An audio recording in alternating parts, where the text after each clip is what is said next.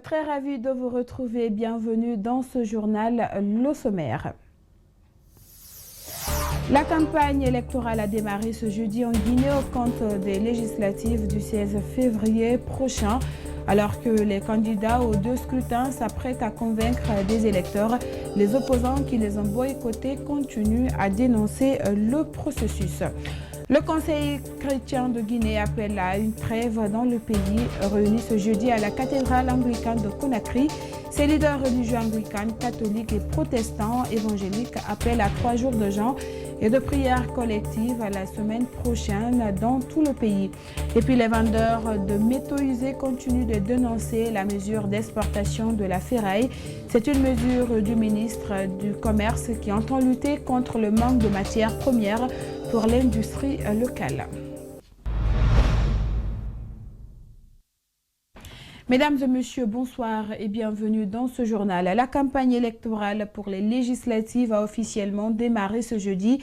Sur le terrain, les candidats engagés pour le scrutin du 16 février se mobilisent pour convaincre les électeurs. Ils comptent faire la sensibilisation sur une campagne apaisée.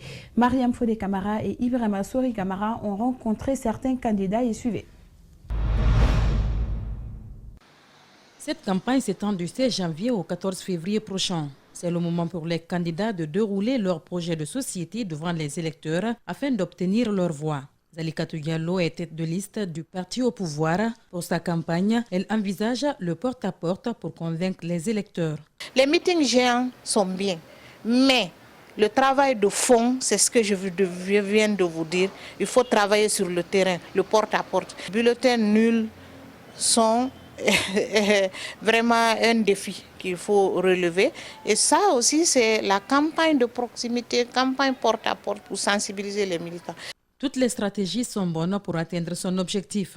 Le président du Rassemblement pour la Renaissance et le Développement lui compte dans les jours à venir exposer son projet de société à travers des meetings géants. À partir du moment où la campagne est dédiée pour la paix, je crois que nous allons opter pour des sensibilisations. Nous allons avoir des équipes qui seront dans chaque famille, mais ça va se solder par des meetings de sensibilisation pour la paix. Cette campagne intervient dans un contexte marqué par des manifestations. La candidate du RPG Arc-en-Ciel croit à la vertu du dialogue pour aplanir les divergences. Au moment où les joutes électorales arrivent, battre campagne apaisée avec la force de l'argument pour pouvoir engranger les suffrages des électeurs et conquérir le pouvoir.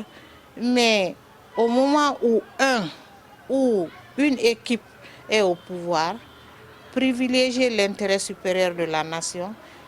La campagne qui a démarré ce 16 janvier prendra fin le 14 février prochain. La semaine prochaine, en revanche, le FNDC compte reprendre ses actions de résistance actives et permanentes sur le terrain.